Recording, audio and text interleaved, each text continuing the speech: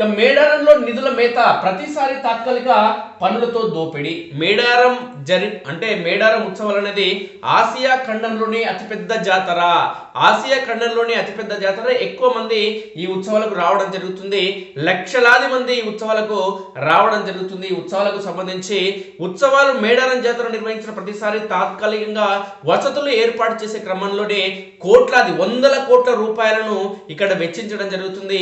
తాత్కాలికంగా నీటి సరఫరా, తాత్కాలికంగా బాత్రూమ్ల ఏర్పాటు, తాత్కాలికంగా వసతి తదితర అంశాలను ఏర్పాటు చేసే క్రమంలో వందల కోట్ల రూపాయలు ఏ పార్టీ అధికారంలో ఉన్నా ఆయా పార్టీలు వందల కోట్ల రూపాయలు కేటాయించడం జరుగుతుంది.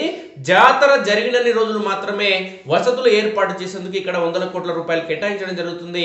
ఈ వందల కోట్ల రూపాయలు కేటాయించిన ప్రతిసారి అధికారంలో ఉన్న పార్టీలు వందల కోట్ల రూపాయలను స్వాహా చేయడం జరుగుతుంది.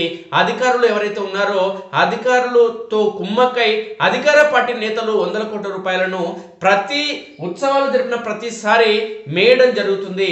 బర్రెలు గొర్రెలు దున్నపోతులు ఏ విధంగా గడ్డి తింటాయో అదేవిధంగా అధికార పార్టీలకు సంబంధించిన నాయకులు కూడా ఈ అక్రమ సంపాదనని మేతలాగా తినడం జరుగుతుంది, జంతువుల్లాగా.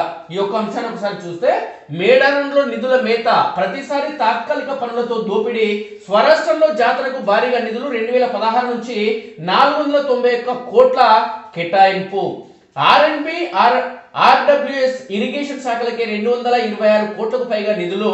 తాత్కాలిక మరుగుదొడ్లు, పారిశుద్ధ్యం, పూడికతీత పేరుతో నిధులు నీళ్ల పాలు. విజిలెన్స్ విచారణ, క్వాలిటీ తనిఖీ లేవు. కాంట్రాక్టర్లతో అధికారుల కుమ్మక్కు, కొలతలు పెంచి బిల్లులు మంజూరు. కాంట్రాక్టర్లు ప్రజాప్రతినిధుల బినామీలే. 2 ఏళ్లకోసారి జరిగే మేడారం మహాజాతరకు ప్రభుత్వం కోట్లాది రూపాయలు కేటాయిస్తున్న నేతలు శాశ్వత అభివృద్ధిని అటకెక్కించి తాత్కాలిక పనులతో జేబులు నింపుకుంటున్నారు. ముఖ్యంగా తెలంగాణ ఏర్పడ్డాక 2016 నుంచి 2024 వరకు ప్రభుత్వం జాతర కోసం 491.05 కోట్లు ఖర్చు చేసింది.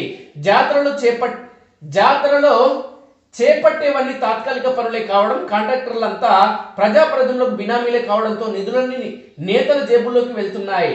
జాతర పనులు, బిల్లులు చెల్లింపులన్నీ కలెక్టర్ చేతిలో ఉండడంతో పాటు ఆడిటింగ్, క్వాలిటీ తనిఖీలు ఉండవు. చివరకు విజిలెన్స్ విచారణ చేసే అవకాశం కూడా లేదు. దీంతో మేడారంలో అభివృద్ధి ఔదృశ్యమవుతుందనే ఆరోపణలు వినిపిస్తున్నాయి.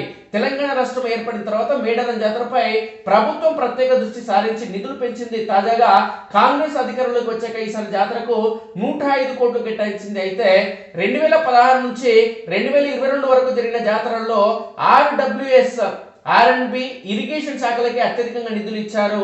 ఈ 6 నెలలలో ఆర్ఎండ్బికి 97 కోట్లు, ఆర్డబ్ల్యూఎస్ కు 97.90 కోట్లు, ఇరిగేషన్ కు 31.11 కోట్లు కేటాయించడం జరిగింది.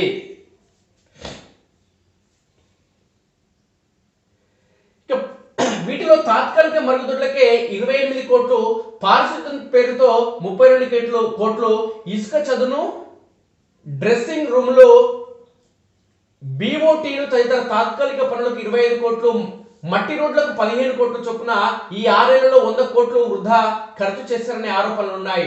తాత్కాలిక పనులకే భారీగా నిధులు ఖర్చు. మేడారం జాతర నిధులు అంటే సమ్మక్క ఫలహారమే అనే టాక్ ఉంది. శాశ్వత పనులకు కాకుండా తాత్కాలిక పనులకే అధిక నిధులు కేటాయింపు ఆనవాయితీగా వస్తుంది. ఆర్డబ్ల్యూఎస్ శాఖ ఆధ్వర్యంలో ప్రతి జాతరకు తాత్కాలిక మరుగుదొడ్ల నిర్మాణం చేపడతారు. తాత్కాలిక నాణ్యత ఉండదు. 4 రోజుల కోసం చేపట్టి ఈ పనుల్లో కాంట్రాక్టర్లకు కాసుల పంటే ఒక్కో మరుగుదొడ్డుపై 50% లాభం ఉంటుందని ఆరోపణలు ఉన్నాయి. ఈ ఏడాది జాతరకు ఆర్డబ్ల్యూఎస్ కు 13.45 కోట్లు కేటాయించారు. వీటిలో 5,600 తాత్కాలిక మరుగుదొడ్ల ఏర్పాటుకు 4.03 కోట్లు ఖర్చు చేస్తున్నారు. వీటికి కావలసిన జియో షీట్లు, ఫ్రేమ్లను మాత్రమే సరఫరా చేస్తుంది. కేవలం బేసిక్ పునాది గుంతలు ఏర్పాటు చేయాలి.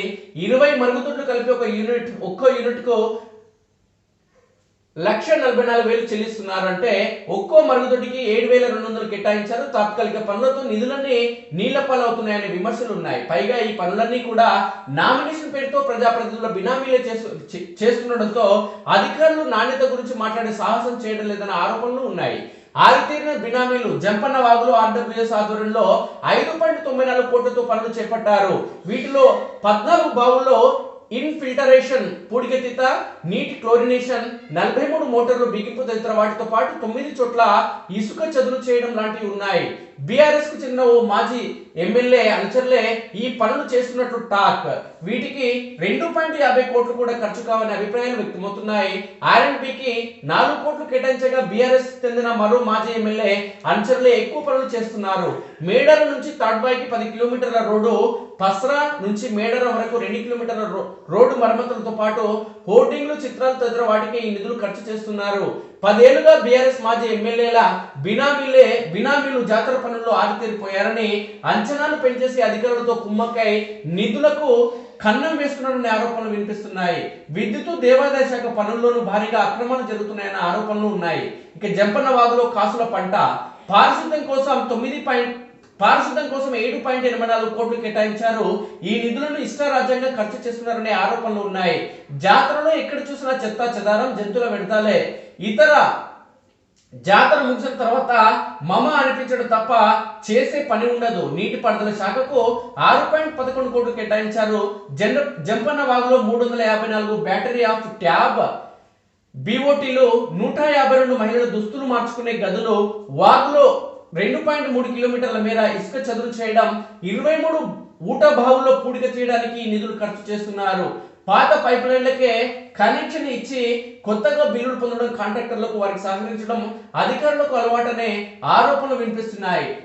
నీటిపారుదల శాఖ పనులైతే జంపన్న వాగులో లక్షలు ఏరుకోవడం అనే వ్యాఖ్యలు వినిపిస్తున్నాయి.